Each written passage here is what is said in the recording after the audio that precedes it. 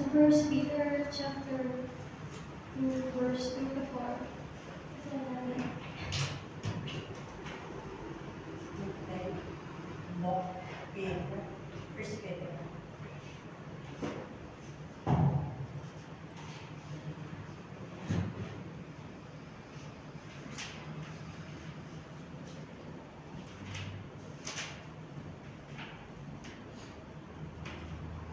Verse 2 to 4.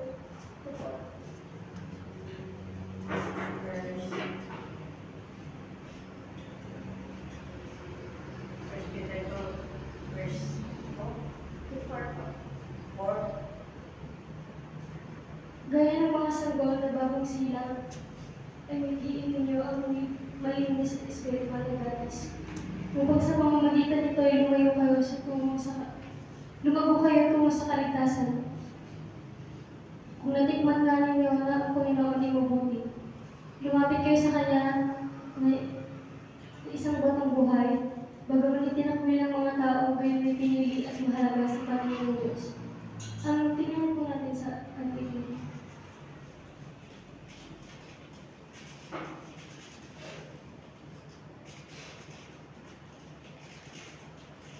Gaya ng sanggol, kayo manabik sa dalisay na gatas sa espiritual, upang lumago kayo sa pananampalataya hanggang makamtan ninyo ang ganang kaligtasan. Sapagkat sinasabi sa kasulatan, naranasan na ninyo ang kabutihan ng Panginoon. Lumapit kayo sa Kanya, siya ang ugat ng buhay na tinakwil ng mga tao na may pinili ng Diyos na mahalaga sa kanyang paningin. Alam ko po na lahat naman sa atin naranasan na yung kabutihan ng Panginoon. Simula nang makilala mo si Lord at magpahanggang ngayon na nararanasan mo siya. And testify ko lang, naalala ko dati nung bata ko, madalas akong sumama sa kalaari sa church. Madalas mabanggit sa amin ng mga teacher namin about kay Jesus. Pero wala naman akong pakialam doon dati. I mean, dahil bata pa ako, di ko pa ganun siniseryoso yung tinuturo nila. Nabubuhay ako sa kung paano ko gustuhin.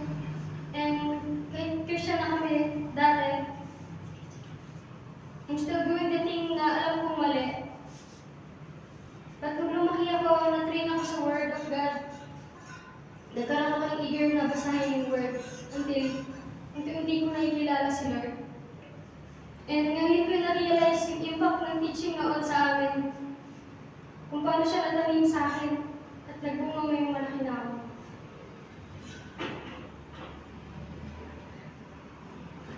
And maybe kayo din, may testimony kayo about sa buhay niyo noon.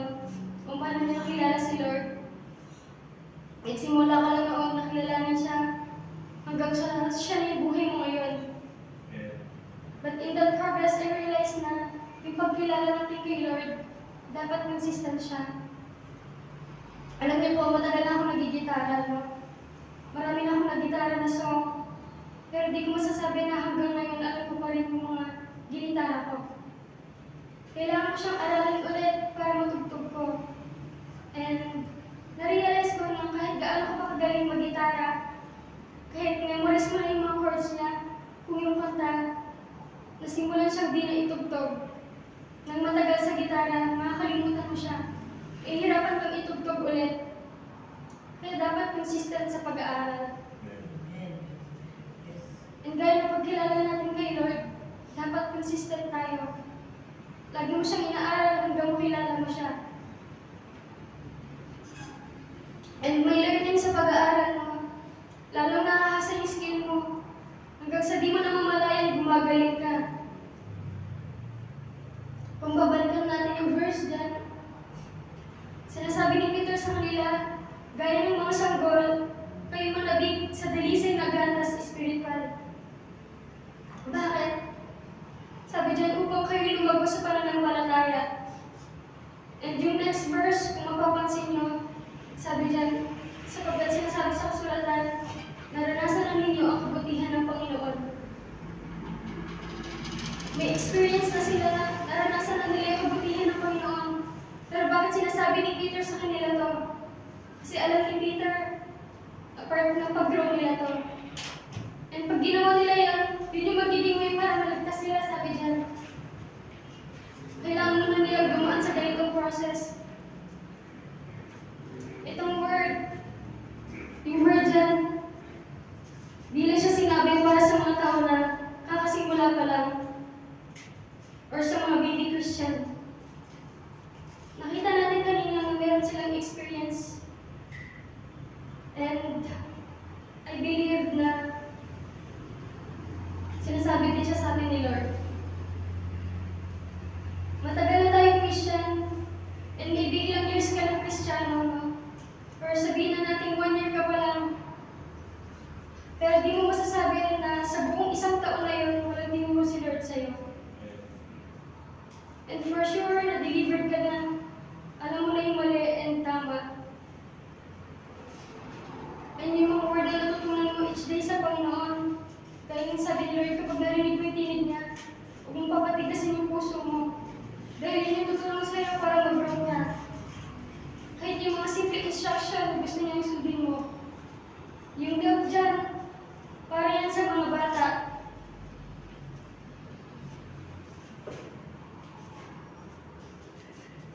Yun yung kailangan nila.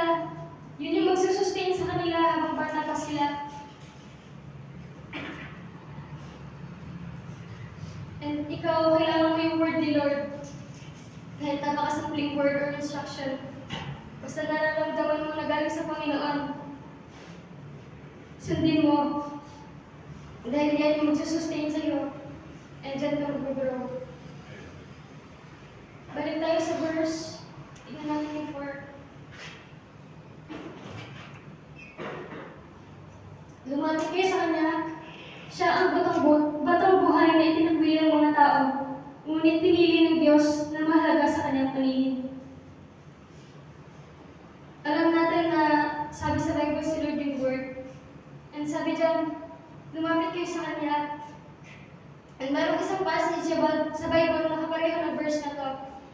Yun yung mga time na tinanong sila ni Jesus. Tingnan natin sa Luke 20 verse 17.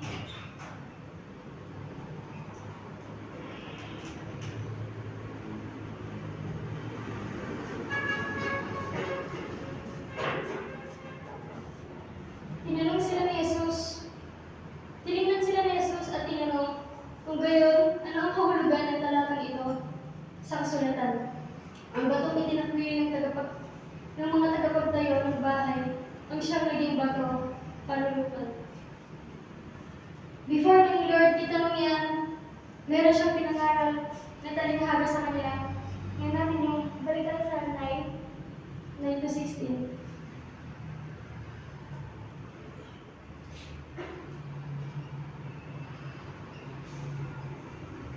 Nangaral muli siya sa mga tao at sinilaysay ang talinghagang ito.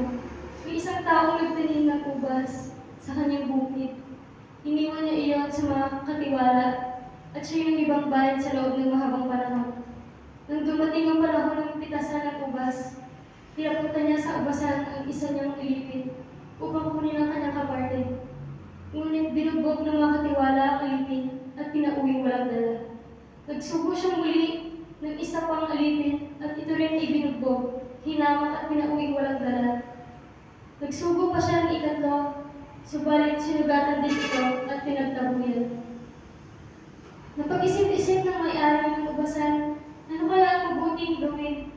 Mabuti pa yata minamahal kong anak ang paputahin ko. Tiyak na siya yung igagalang nila. Ngunit nang makita ng mga katiwala ang anak ng may-ari ng ubasan, nag-usap-usap sila at ang sabi, ito ang tagapagmana. Patayin natin siya at ano pa sa atin ang kanyang mamanahin. Siya'y inilabas na nila sa ubasan at pinatay. Ano kaya ang gagawin sa kanila ng may-ari ng ubasan? Tanong ni Jesus. Pupunta siya roon at papatayin ang mga katiwalang iyon at ipagkakatiwala niya sa iba ang ubasan. Pagkarinig ito, sinabi ng mga tao, huwag naman itong ipahintulot ang Diyos. After ng story na to, dun pa lang sila tinanong ni Lord. Diyan sa 17 to 18, tingnan. Tiningnan sila ni Jesus at tinanong, gayon, ano ang kahulugan ng talatang ito sa kasulatan? Ang batong tinakwil ng mga tagapagtayo ng bahay, ang siyang naging batong panulukan. Ang bumagsak sa batong ito ay magkakadurog-durog at ang bumagsak nito ay magkakaluray-luray. Sa story na to, kung babalikan niyo, bakit nasabi niyo ni Lord sa kanila, kung babasahin niyo yung buong story, yung mga pari at tagapagturo ng kautusan, sinusundan nila si Lord, and kilala natin sila, no? Lagi silang gumagawa ng way para magalit yung mga tao kay Jesus at para madakip nila si Jesus. Kaya nagkwento si Lord sa kanila and natanong ni Lord tong bagay na to. Kung anong kahulugan ng kasulatan na yan. Pero para mas maintindihan niyo po, bakit after ng story na yun, pinagdugtong niya yung tanong na yan. Tignan natin sa Acts 4:11.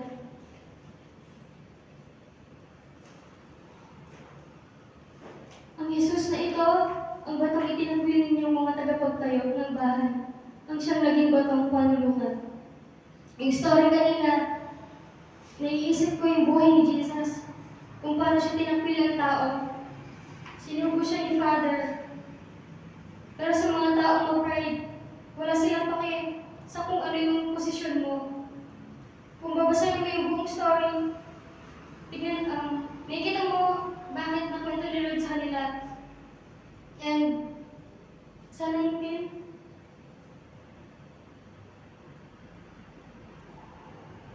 subalit sumagot sina Pedro at Juan, kayo ang batang.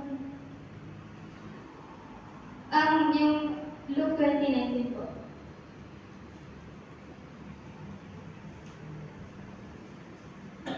Tinungka ng mga tagapagturo ng kautusan at mga punong pari na dakpin si Jesus sa oras ng iyon, sapagkat nahalata nilang sila ang pinapatamaan niya sa talinhaga. Ngunit natakot sila sa mga tao.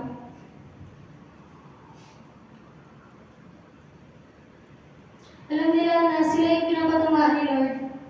And makikita niyo na dahil sa pride nila, ayaw nilang tanggapin si Lord, which is kabaligtaran sa sinasabi kanina sa 1 Peter 2 verse 4. Na lumapit sila pero di sila lumalapit. In fact, tinatabi pa nila. And merong story yung mga Israelites noon. Nung time na ayaw nilang tanggapin yung word. Tingnan natin sa Isaiah 28 verse 9-30.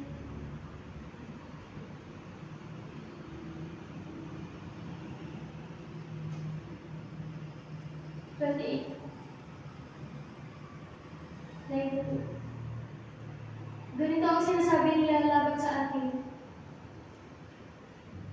Ano kaya ang palagay ng taong ito sa atin? Sino bang nais niyang turuan at pagpaliwanagan? Ang sinasabi niya para lamang sa mga batang musmos na nangangailangan pa ng gatas. Sino makikinig sa kanyang pamamaraan? Isa-isang letra, isa-isang linya at isa-isang aralin. Kaya naman, magsasalita si Yahweh sa bayan ito sa pamamagitan ng mga dayuhan. Siya yung magtuturo. Ganito ang kanyang sasabihin. Narito ang tunay na kapahingahan para sa mga napapagal, ngunit hindi nila ito pinakinggan. Kaya ganito ang pagtuturo ni Yahweh sa kanila. Isa-isang letra, isa-isang linya, at isa-isang aralin. At sa kanilang paglalakad, sila yung mabubuwal. Mahuhulog sa bitag, masasaktan at magbibihan. Yan yung time na yung mga Israelites, minaliit nila yung word ni Lord. Iisip nila na pambata lang yung word, na di nila yung kailangan. And yung ganung gawain, nagpapakita na parang tinatakbil mo na rin si Lord dahil siya yung word. Pero di naisip yun ng mga Israelite. Kaya ngayon, dyan sa story, inuulit-ulit ni Lord, isa-isang letra, isa-isang linya, at isa-isang aralin.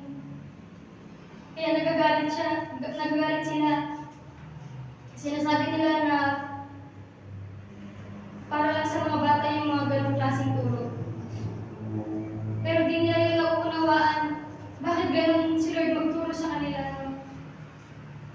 And I believe na di ituturo ni Lord yun kung di nila kailangan. Ibig sabihin may kailangan maayos sa kanila. Sabi niya, narito ang tunay na kapahingahan para sa mga napapagal, pero di nila pinakinggan. And I pray na di tayo maging gaya nila, na porket sa tingin mo, hindi para sa iyo yung word, di ka makikinig sa Panginoon. Sabi ni Lord dyan, kaya di nila mahanap yung kapahingahan. Yun na sana yung bibigay sa kanila ng tunay na kapahingahan. Kasi alam ni Lord na kailangan nila yun. Makakatulong yun sa kanila, kaya inuulit-ulit niya, pero ignore nila yung word.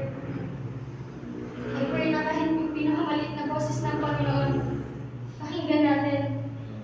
Kapag nangungusap sa sayo, sa bahay, sa school, sa work, or kahit nasan ka, I pray na i-receive mo yung word, kahit sobrang simple niya lang, dahil yun yung makakatulong sa'yo.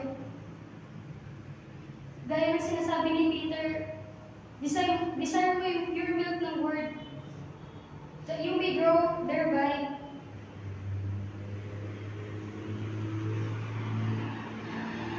And yung consequence ng mga ginawa ng mga Israelites, una, na-miss nila yung pwede nilang ma-receive, which is yung rest. Dahil siguro alam ni Lord na pagod sila. Pangalawa, dahil di nila pinakinggan, mabubuwal sila, mahuhulog sa bitag, at masasaktan. Minsan, napapanatag kang gawin yung isang bagay dahil akala mo walang kapalit yun. Parang sa mga bisyo, madalas mo marinig ko na wala naman akong nararamdaman eh. Di man totoo na magkakasalita ako sa pag-inom ka ng alak or sa paninigarilyo mo. Pero, sa kanila nare-realize kapag may sakit na sila, kapag nararamdaman na nila yung bunga na ginawa nila. Gaya ng mga Israelites, at yung gaya ng Israel at Judah, tingnan natin sa Jeremiah 5:11.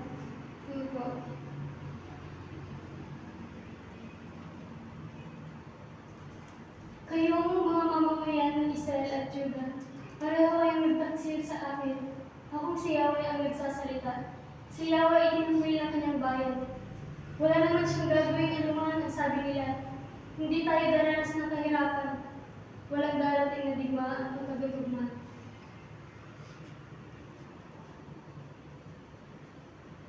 Minsan yung tao, alam niya na yung mali pero ginagawa niya pa rin. Kasi panatag siya na mabait si Lord. Alam nila na mapapatawad sila ni Lord. Or kahit sa mga thoughts or actions natin minsan, iniisip mo na okay lang yan. Nagawa ko na rin naman noon. Pero napatawad naman ako ni Lord. Kaya di natin dapat isisi sa Panginoon bakit nangyayari sa iyo yung mga bagay na inaakala mong imposibleng mangyari. Kung bakit natutrouble ka palagi, bakit parang wala ka pahingaan, lagi kang pagod, dahil una pa lang, di mo masasabing di ka pinukonvict ni Lord before mo gawin yung isang bagay. Kaya si Lord nagtatanong siya sa Micah 6 verse 3,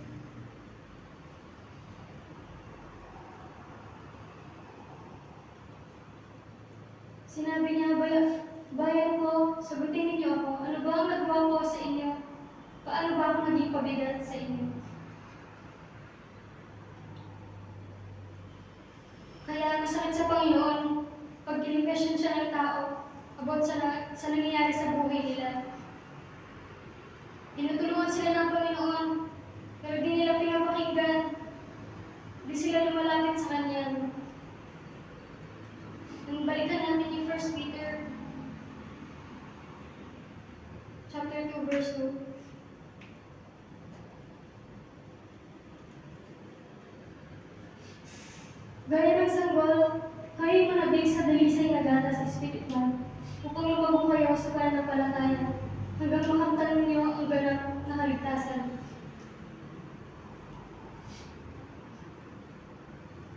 Di natin binasa kanina pero before sabihin ni Peter, ilisa yung bagay na to. Tignan natin yung iba. Kaya nga, talikuran ninyo ang lahat ng kasamaan, ang lahat ng pagdaraya, pagkukumuri, pagkaingit at paninirang puri. Peter was saying na talikuran na yung lahat ng uri ng kasamaan. Dahil alam niya na hindi ka magkakaroon ng desire na pang spiritual hanggat may iba ka pang mas gusto. Kailangan mawala yung bagay na ito sa'yo para mas naisin mo yung bagay na pang spiritual. In Hebrew 12:1,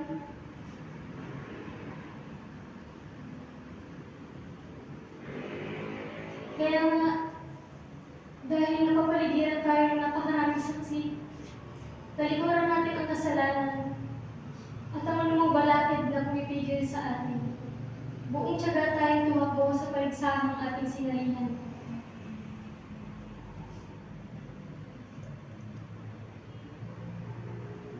Ano ba yung mga bagay na pumipigil sa iyo para gawin yung kalooban niya? Sabi dyan, talikuran mo. Sa 1 Corinthians 9 verse 24 to 27.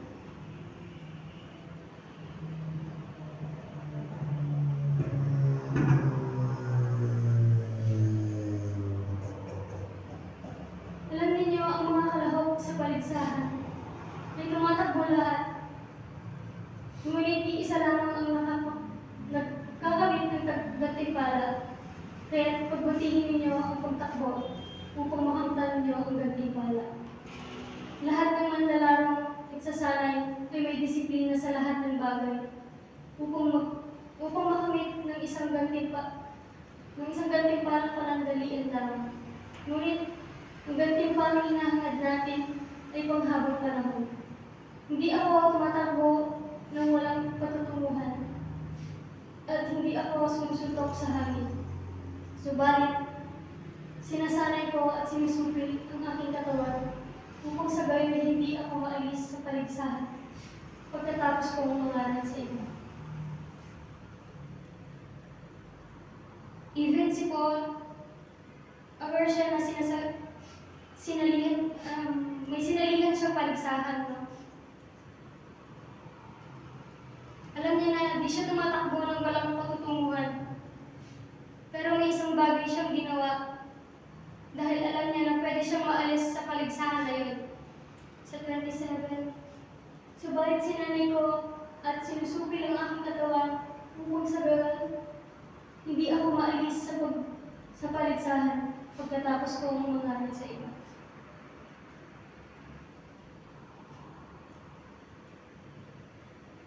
And we pray na huwag na sana natin hintayin na sabihin sa atin ito ni Lord sa Galatians 5:7.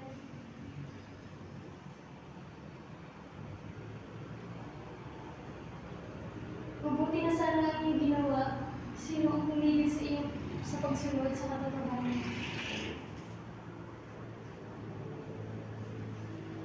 Ano yung pumigil sa iyo sa pagsunod mo sa Panginoon?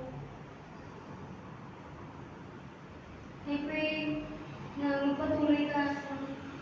Si Paul, nagpapatuloy siya kasi gusto niya makamtan yung buhay na hahantong sa langit. Malapit na ako matapos sa Philippians 3:14.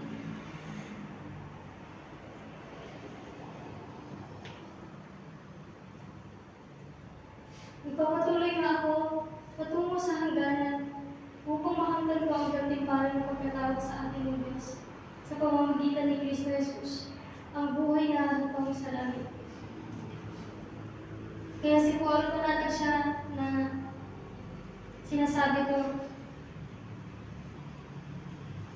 sa 2 Timothy 4:7.